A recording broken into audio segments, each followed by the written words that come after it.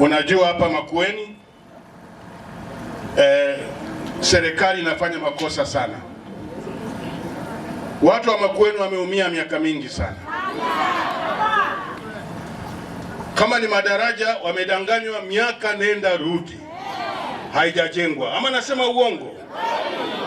Hii mafuriko tu ya juzi, mimi niko na ndugu zangu wengi hapa na watu 10 wamekufa kwa hii mafuriko. Alafu hii serikali inafanya mchezo. Inafanya mchezo na maisha ya watu. Na mafuriko Nairobi wamekufa zaidi ya ile vita ya Iran na Amerika. Sasa na watu wanafanya mchezo tu, ati kila saa wanadanganya watu.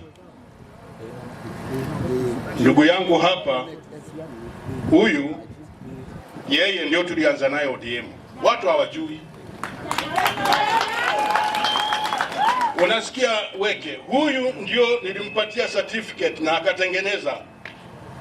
Alikuwa hana wakati tulikuwa naye kwa ofisi moja. Alikuwa hana ile oath. Tukaenda kwa baba yake huyu gavana wenu sasa. Yule alituacha Mutula. Ndio akatupatia hiyo. Na yeye lakini akawa mjanja. Akaambana hiyo kitu. Tukabaki bila kitu. Lakini sasa mimi nasema tu hii mafuriko, serikali msifanye mchezo na maisha ya watu wetu.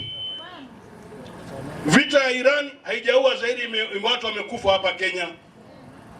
Na kwa hiyo ndugu zangu, hawa vijana ambao tumekuwa nao sasa, sisi tumewatengeneza. Hawa kina Sifuna mnaona. Nyinyi mniachie. Hata Kalonzo juzi tumeongea naye. Hakuna mchezo, hawa vijana wanaenda mpaka mwisho. Wakijaribu kurudi nyuma, si mnajua kazi yangu? Wakirudi nyuma, si mnajua sindawanyorosha?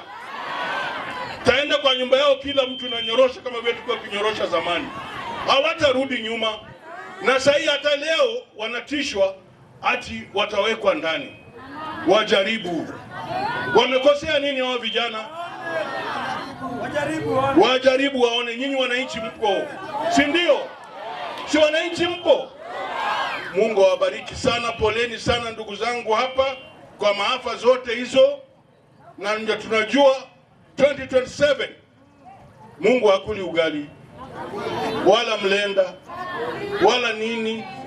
Watu wataenda. Watafanya nini?